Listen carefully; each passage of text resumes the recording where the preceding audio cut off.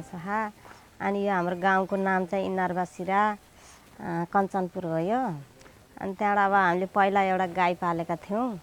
अनि अब त्यो गाई पाल्दा पाल्दा अब दही दुध आफूले खानलाई मात्रै भयो, अलिअलि त्यो दुध बेचेर उसलाई ढुट्टो दाना मात्रै भयो। अनि त्यसपछिबाट अब भएन, एउटा अलि केही कमाइको बाटो नि गर्नु पर्यो भनेर अनि उहाँ सान किसानमा गएर सल्लाह ल्यायौँ। अनि सान किसानको सरले ल पाडा पाल्नुहोस् तपाईँले मासु व्यवसायको लागि भन्नुभयो। अनि ल हुन्छ त सर ऋण दिनुहोस् भनेर भन्यो। अनि उहाँले लोनी दिनुभयो, 1.5-2 लाख दिनुभयो। अनि 1 लाख रुपियाँ यो टहर बनाउन लाग्यो।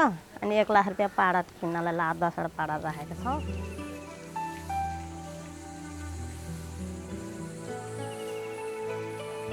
अब एउटा पाल्दा नि अब मिहिनेत चाहिँ अब उति नै लाग्छ, एउटाको लाइन घरमा बस्नु पर्यो। त्यो हुनाले गर्दा बरु धेरै पाल्दाखेरि अब स्याहार सुसार पनि यसैको स्याहार सुसार गर, यसैबाट आम्दानी फाइदा आफूलाई पनि भइरहन्छ। त्यो हुनाले गर्दा धेरै पाल्दा हामीलाई फाइदा लागेको छ। अब यसो हेर्दा राम्रै होला जस्तो छ, मलाई बढाउने नि मन छ।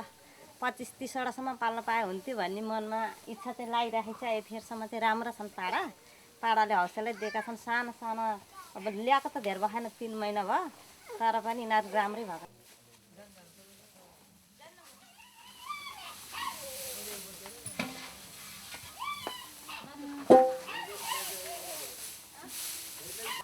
बिहानमा अब पहिला उठ्ने बित्तिकै यिनलाई एक खेप राखिन्छ, त्यहाँबाट 9 बजे राखिन्छ घाँस।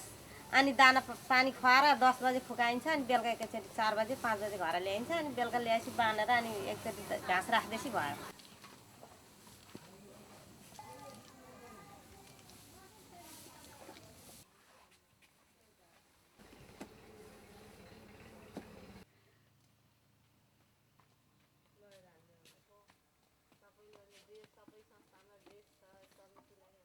टाइट भएर पानी पुगेपछि घुम्छ।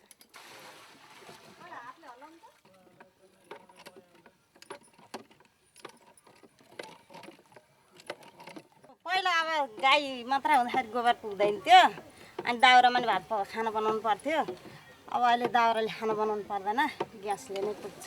उता मल पनि भयो, मल अब किन्नु पर्थ्यो, अब मल किन्नु पर्दैन। बिहानको मात्रै राख्दा पुग्छ, 4 बाल्टी हुन्छ। अन्त ग्यास मजाले आउँछ।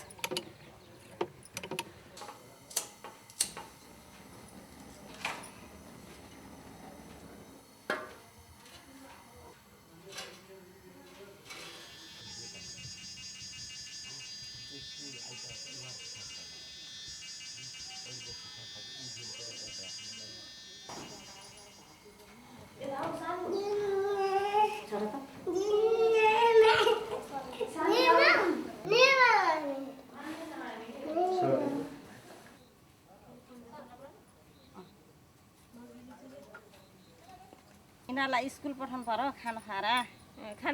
बोर्डिङ चिया खाएँ, अब खाना पाक्न लाग्यो, अब बोर्डिङ पठाउनु पर्छ। खाऊ सानो चिया।